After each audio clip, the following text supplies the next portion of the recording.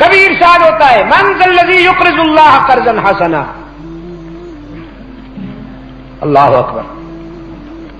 تم میں سے ہے کوئی جو اللہ کو قرض حسنا دے؟ اس پر یہودیوں نے ایک مرتبہ اعتراض کیا. حضرت صدیق اکبر رضی اللہ تعالیٰ عنہ گزر رہے تھے، یہودیوں کا اجتماع تھا. ایک بوڑھا یہودی صدیق اکبر رضی اللہ تعالیٰ عنہ کو دیکھتا ہے تو اونچی آواز سے کہنے لگا، مسلمان پہلے بھی فقیر تھے، اب بھی فقیر ہیں، کنگال ہیں، اب ان کا خدا بھی قرضے مانگتا ہے، یہ خود بھی فقیر ہے، ان کا خدا بھی فقیر ہے، ہمیں دیکھو ہم خود بھی غنی ہیں، ہمارا تو خدا بھی غنی ہے. یہ الفاظ حضرت صدیق اکبر رضی اللہ تعالیٰ عنہ کے کان میں پڑے تو زخمی شیر کی طرح لپکے اور قریب آ کے اس یہودی کے چہرے پہ ایسا زوردار زناٹے کا تھپڑ رسید کیا کہ بل کھاتا ہوا دور جا گرا، منہ سے خون بہنے لگا. اور باقی یہودیوں نے موسم بدلا ہوا دیکھ کر بھاگنے میں خیریت سمجھی. صدیق اکبر کچھ دیر انتظار کرتے رہے کہ یہ اٹھے تو اس کی خدمت میں 2-4 تھپڑ اور رسید کر کے ثواب دارین حاصل کروں، لیکن وہ ایک تھپڑ ہی اتنا مفید اور کارآمد تھا کہ وہ اٹھ نہ سکا. میں کہا کرتا ہوں شریف کو غصہ بہت دیر سے آتا ہے، لیکن جب آتا ہے تو ساری قضائیں ادا ہو جاتی. شریف روز روز ڈینگے نہیں مارتا، آستینے نہیں چڑھاتا، میں یہ کر دوں گا، میں وہ کر دوں گا، تم جانتے نہیں ہو، پتا ہے تمہیں میں کون ہوں، میں کس کا بیٹا ہوں. یہ سطحی لوگ کرتے ہیں ایسی باتیں. چھوٹا پانی شور بہت کرتا ہے، اور سمندر کا پانی جتنا ڈیپ ہوتا ہے اتنا پرسکون ہوتا ہے. کہہ رہا تھا شور دریا سے سمندر کا سکوت، جس میں جتنا ظرف ہے اتنا ہی وہ خاموش ہے. صدیق اکبر رضی اللہ تعالیٰ عنہ اپنا کام کر کے چلے گئے، اور یہودی نے جب دیکھا کہ ابو بکر جا چکا ہے تو یہاں سے اٹھا دوڑتا ہوا رسول اللہ کی خدمت میں آیا. کہتا ہے جی دیکھیے کیا حال ہو گیا میرا، تیرے ابو بکر نے مجھے مارا ہے اور میں استغاثہ لے کے آیا ہوں، مجھے انصاف ملنا چاہیے.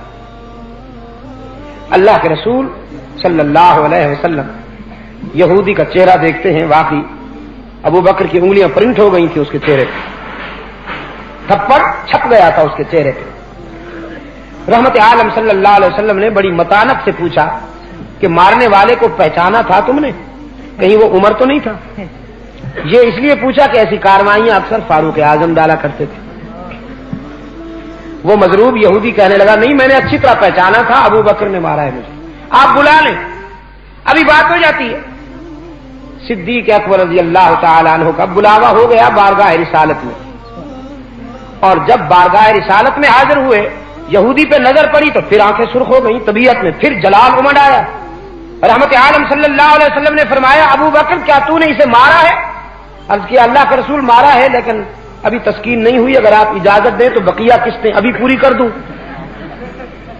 رحمت للعالمین صلی اللہ علیہ وسلم نے فرمایا مگر میرے یار تم تو ایسا نہیں کیا کرتے، یہ آج کیا سن رہا ہوں میں، آپ تو بڑے حوصلے والے ہیں، بڑے صبر والے ہیں. صدیق اکبر رضی اللہ تعالیٰ عنہ نے عرض کیا اللہ کے رسول بے شک میں صبر اور حوصلے سے کام لیتا ہوں، لیکن اللہ اور اس کے رسول کی شان میں گستاخی برداشت نہیں کر سکتا. سب کچھ سہ سکتا ہوں، اللہ اور اس کے رسول کی شان میں گستاخی نہیں برداشت کر سکتا. مولانا کتنی پیاری بات فرما رہے تھے کہ ہمارے آقا کی سچائی کی ایک دلیل یہ بھی ہے کہ کوئی امتی اپنے آقا کی شان میں ذرا سی گستاخی بھی برداشت نہیں کرتا. اگر کوئی بدبخت گستاخی کی جسارت کرتا ہے تو یا بولنے والی زبان نہیں رہتی یا سننے والے کان نہیں رہتے. اور یہ کوئی ایسی بات نہیں ہے کہ جس کے دلیل نہ ہو، بے شمار دلائل تاریخ کے دامن میں موجود ہیں. ماضی و حال کا جب آپ تجزیہ کریں گے تو آپ دیکھیں گے کہ رسول اللہ کی ناموز پر لاکھوں فرزندان اسلام نے اپنی جانیں پروانہ وار نثار کر دی. اور ہم ذمہ داری سے کہتے ہیں کہ غلام قادیانی کی عزت کے لیے آج تک کسی کتے نے بھی جان نہیں دی.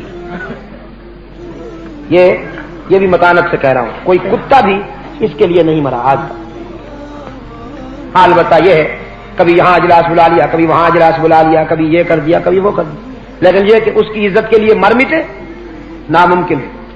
ہاں البتہ رحمت للعالمین صلی اللہ علیہ وسلم کی یہ صداقت ہے کہ کائنات کا ذرہ ذرہ حضور کی آن پر قربان کرنے کو اپنی زندگی کی منزل سمجھتا ہے. صدیق اکبر رضی اللہ تعالی عنہ نے عرض کیا اللہ کے رسول اس نے گستاخی کی اللہ کی شان میں وہ کیسے برداشت کرتا.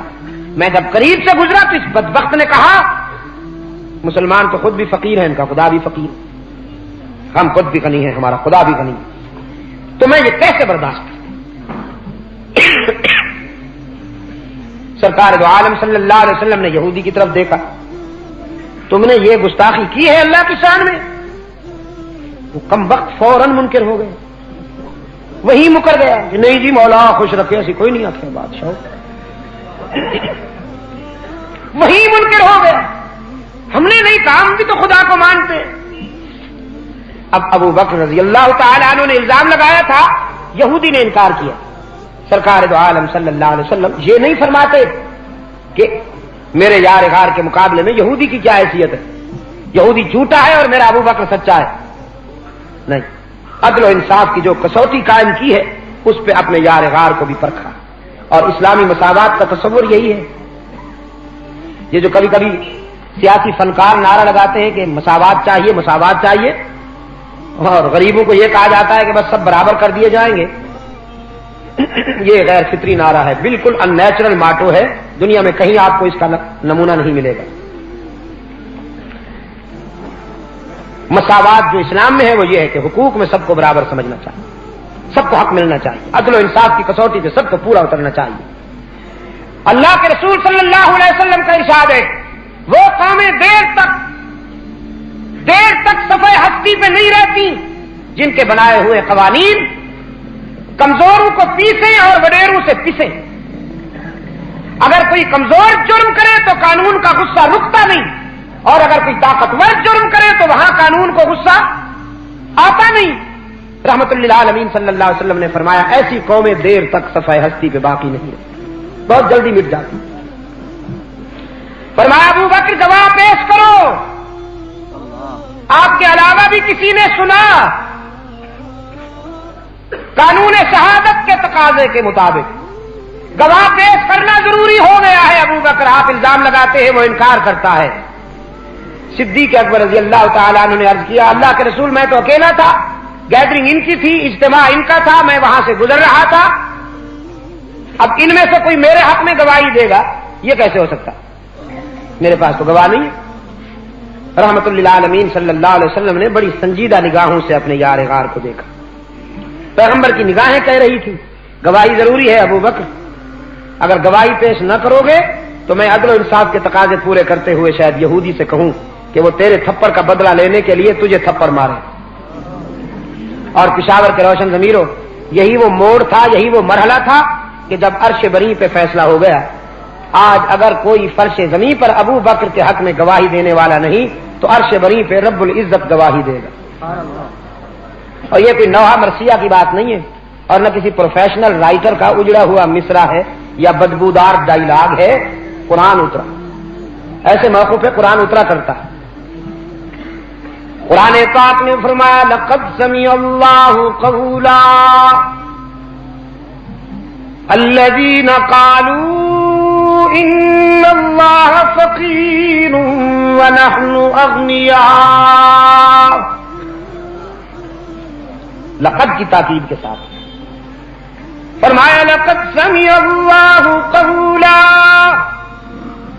الذین قالوا ان اللہ فقیر ونحن اغنیاء،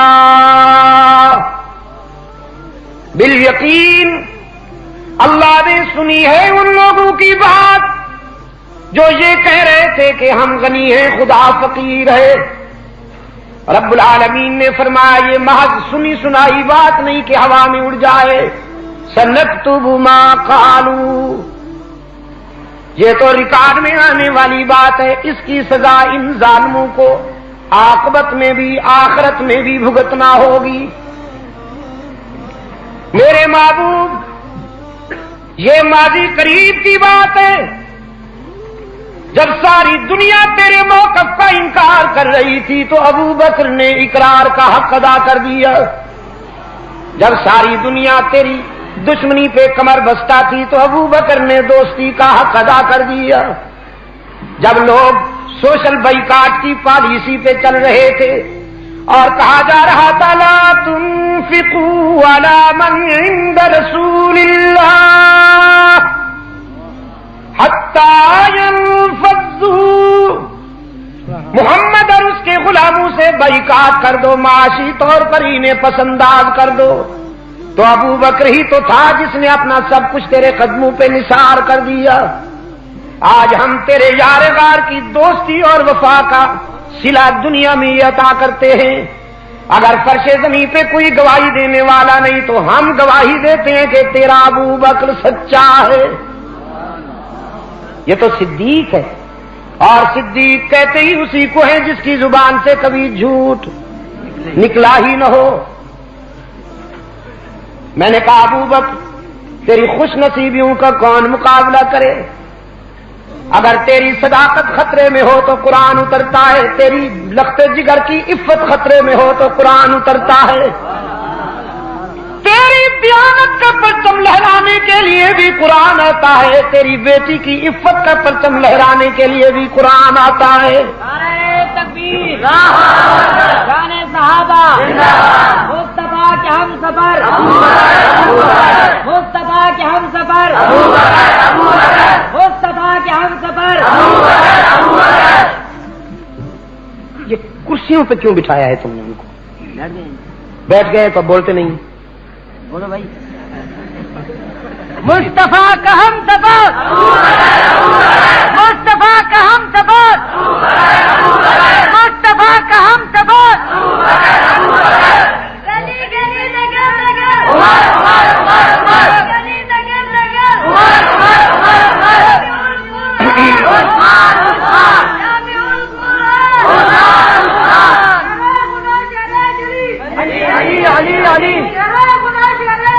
علی علی علی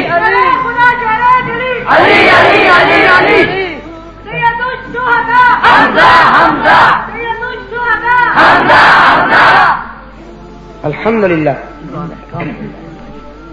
یہ ریہرسل ہم کروا رہے ہیں آپ سے، اب تو نارمل حالات ہیں، شاید اللہ اپنے فضل و کرم کے ساتھ صورتحال ایسی سامنے لائے کہ پھر ہمیں دل کی گہرائیوں سے یہ ماتو بلند کرنا پڑے۔ ہاں تو میں عرض یہ کر رہا تھا، قرآن آیا کرتا ہے ایسے موقعوں پہ۔ جناب صدیقہ کائنات پہ جب منافقین نے انگشت برداری کی، جناب عائشہ کی آنکھوں میں جب آنسو آئے، ملت اسلامیہ سب کی سب محزون و ملول ہو گئی۔ قرآن اس وقت بھی آیا، فرمایا الخبیثات للخبیثین والخبیثون للخبیثات والطیبات للطیبین والطیبون للطیبات۔ ناپاک عورتیں ناپاک مردوں کے لیے، ناپاک مرد ناپاک بیویوں کے لیے، پاک باز بیویاں پاک باز شوہروں کے لیے، اور پاک باز شوہر پاک باز بیویوں کے لیے۔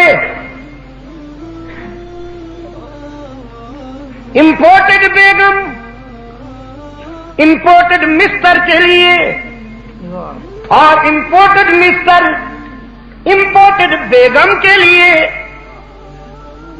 مشرقی خاتون غیور شوہر کے لیے، اور غیرت مند شوہر غیرت مند بیوی کے لیے۔ یہ میں نے اس لیے تطبیق کی ہے کہ موجودہ حالات میں بھی آپ کو صورتحال کچھ تھوڑی سی سامنے۔ ہماری نو مولود اسمبلی کی ایک خاتون ممبر، اس کا بیان آپ نے پڑھا ہوگا۔ میرا عزیز غصہ کر رہا تھا کہ پریس والے یہاں رپورٹنگ نہیں، پریس والوں کو اس سے فرصت ہو تو وہ ان باتوں کی رپورٹنگ کریں۔ پریس والوں تو قوم کی بہو بیٹیوں کو مختلف پوز میں صبح سویرے پیش کرتے ہیں، پورا ایک صفحہ اس کے لیے مخصوص ہوتا ہے، اس بازار کا فضلہ اور گند اس کو پیش کیا جاتا ہے فل میک اپ کے ساتھ۔ وہاں سے فرصت ہو تو اخبار والے اس کی رپورٹنگ کریں۔ بڑا جلی سرخیوں کے ساتھ اس کا بیان قومی پرس کی زینت بنا۔ ارشاد ہوا کہ شرعی پردہ اسلام میں کوئی حیثیت نہیں، اسلام میں کوئی حیثیت نہیں رکھتا۔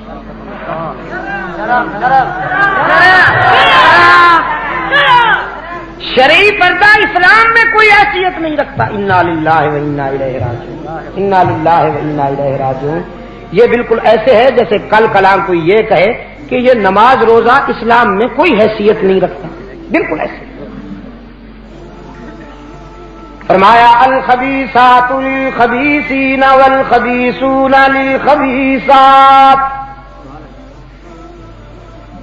ناپاک بیویاں ناپاک شوہروں کے لیے اور ناپاک شوہر ناپاک بیویوں کے لیے. والطیبات للطیبین. ناپاک پاک باز بیویاں پاک باز شوہروں کے لیے. عائشہ جیسی محفوظ بیویاں محمد جیسے معصوم شوہروں کے لیے اور محمد جیسے عصمت مآب شوہر عائشہ جیسی عفت مآب بیویوں کے لیے. پھر فیصلہ دیا. فرمایا اولئک مبرؤون مما یقولون لهم مغفرۃ ورزق کریم. رب العالمین نے فرمایا میرے محبوب میں عرش بری سے گواہی دیتا ہوں کہ تیری عائشہ کا دامن گناہ کی آلودگیوں سے پاک ہے. 14ویں کے چاند سے بھی بے داغ ہے. قرآن اترتا ہے کبھی ابو بکر کی صداقت کا پرچم لہرانے کے لیے, کبھی بنت ابو بکر کی عفت کا پرچم لہرانے کے لیے. تو یاد ہے جہاں میں کہا کرتا ہوں کہ تیری پاکیزگی پر نطق فطرت نے شہادت دی. بنت صدیق تیری پاکیزگی پر نطق فطرت نے شہادت دی. تجھے عظمت عطا کی عافیت بخشی فضیلت دی. خدائے لم یزل کا بارہا تجھ پر سلام آیا. مبارک ہیں وہ لب جن پر ادب سے تیرا نام آیا. حلقہ ازواج رسول میں کبھی کبھی صدیقہ کائنات سر اونچا کر کے کہا کرتی تھی اللہ نے مجھے یہ اعزاز بخشا ہے کہ میں باقرہ کی حیثیت سے رسول کی بیوی بنی. اللہ نے یہ عزت میرے حصے میں وصیت فرمائی ہے کہ میرے بستر پہ قرآن اترتا ہے. اللہ نے یہ انفرادی سعادت بھی بنت صدیق کو عطا کی ہے کہ کئی مرتبہ عرش بری سے سلام آئے. روح الامین نے آ کے کہا محمد اپنی عائشہ سے کہہ دو کہ خدا سلام کہتا ہے. فرمایا یہ انفرادی سعادت بھی اللہ نے مجھے عطا کی کہ میں نے انہی آنکھوں سے روح الامین کو اس کی اصلی حالت میں دیکھا ہے. فرمایا یہ عزت اعلیٰ نے میری عفت کی گواہی دے کر مجھے بے داغ ثابت کیا. خدائے لم یزل کا بارہا تجھ پر سلام آیا. مبارک ہیں وہ لب جن پر ادب سے تیرا نام آیا. رسول اللہ نے رکھا ہے صدیقہ لقب تیرا. فقط فرشی نہیں عرشی بھی کرتے ہیں ادب تیرا. اور شرف تیرے دوپٹے نے یہ جنگ بدر میں پایا. شرف تیرے دوپٹے نے یہ جنگ بدر میں پایا کہ اسے پرچم بنا کر رحمت عالم نے لہرایا. اور تیرا حجرہ بدر کے غزوہ میں ایک موڑ وہ آیا کہ جب رضاکاران مصطفیٰ نے بارگاہ رسالت میں آ کر عرض کیا اللہ کے محبوب پرچم بردار زخمی ہو کر گھائل ہو کر گر گیا ہے، پرچم بھی عسکری گہما گہمی میں کہیں نظر نہیں آتا، تو اب فرمائیے ہم کون سا کپڑا اسلام کا پرچم بنا کر لہرائیں اور کون سے ہاتھ اس پرچم کو اٹھائیں؟ حدیث میں آیا کہ رحمت عالم صلی اللہ علیہ وسلم خیمے میں تشریف لے گئے، تھوڑی دیر کے بعد ایک چادر لے آئے، فرمایا یہ عائشہ کی اوڑھنی ہے، اور علی کہاں ہے؟ حضرت علی رضی اللہ تعالیٰ عنہ نے حاضر ہو کے عرض کیا ہاں اللہ کے محبوب ارشاد فرمائیے۔ رحمت عالم صلی اللہ علیہ وسلم نے فرمایا اب عائشہ کا دوپٹہ، عائشہ کی اوڑھنی، بنت صدیق کی چادر اسلام کی ناموس کا پرچم بن کے لہرائے گی، اور اس پرچم کو علی کے ہاتھ بلند کریں گے۔ شرف تیرے دوپٹے نے یہ جنگ بدر میں پایا کہ اسے پرچم بنا کر رحمت عالم نے لہرایا۔ تیرا حجرہ امین خاص ہے ذات رسالت کا، بساط ارض پر ٹکڑا یہی ہے باغ جنت کا،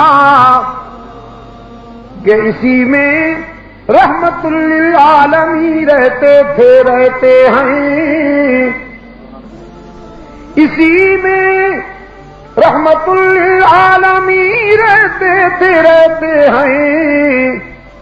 تیرا حجرہ ہے جس کو گنبد خضرا بھی کہتے ہیں۔ قرآن ایسے موقع پہ آیا کرتا ہے۔ صدیق اکبر رضی اللہ تعالی عنہ کی گواہی کس نے دی؟ اللہ نے دی۔ خلافت راشدہ کانفرنس کے حوالے سے اگلی بات کرنے سے پہلے ایک بات کہتا چلا جاؤں کہ خلافت راشدہ میں ایک فیصلہ وہ ہوا ہے کہ جس پر پوری امت کا اتفاق ہے، اور وہ اسلام کی پہلی خلافت میں حضرت صدیق اکبر کی قیادت میں حضرت فاروق اعظم، عثمان ذو النورین، علی المرتضی، طلحہ و زبیر، حضرت عمرو بن عاص، خالد بن ولید، سعد بن ابی وقاص، ابو عبیدہ بن جراح، عبد الرحمن ابن مسعود، سلمان و بلال کی مشاورت سے بالاتفاق یہ فیصلہ ہوا اور امت نے اس پر عمل کیا کہ رسول اللہ کے بعد جو نبوت کا داعی بنے اور جو اس کی حمایت کریں وہ واجب القتل ہے، واجب التکفیر نہیں۔ منکرین ختم نبوت کو کافر کہنا تو میں کہا کرتا ہوں کفر کی توہین ہے،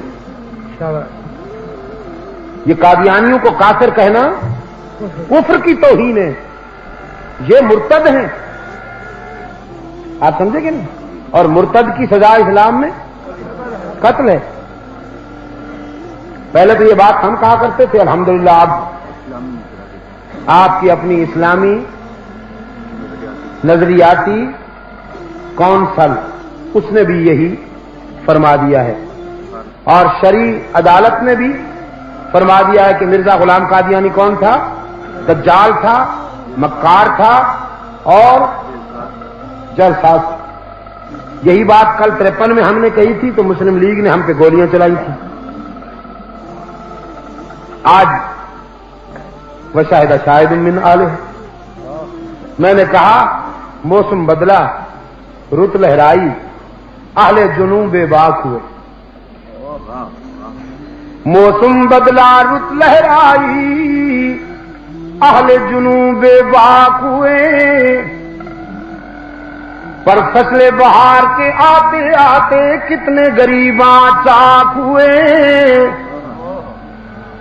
یہ اگر تم اس وقت مان لیتے تو ساری دنیا یہ تو نہ دیکھتی کہ ایک اسلامی مملکت میں مسلمانوں کا خون اس لیے بہ رہا ہے کہ وہ ختم نبوت زندہ باد کا نعرہ لگاتے ہیں۔ کل یہ بات جرم سمجھی گئی تھی کہ مولوی انتشار پھیلاتے ہیں، یہ فسادی ہیں، الحمدللہ آج تم نے بھی مانا ہے، لیکن میرے قتل کے بعد تم نے مانا ہے، پھر بھی غنیمت ہے۔ میں کون ہوتا ہوں اور میرے قتل کی کیا قیمت ہے؟ یہ پوری امت بھی اگر خون میں نہا جائے، رحمت للعالمین کی ختم نبوت کا تحفظ ہو جائے تو سودا مہنگا نہیں۔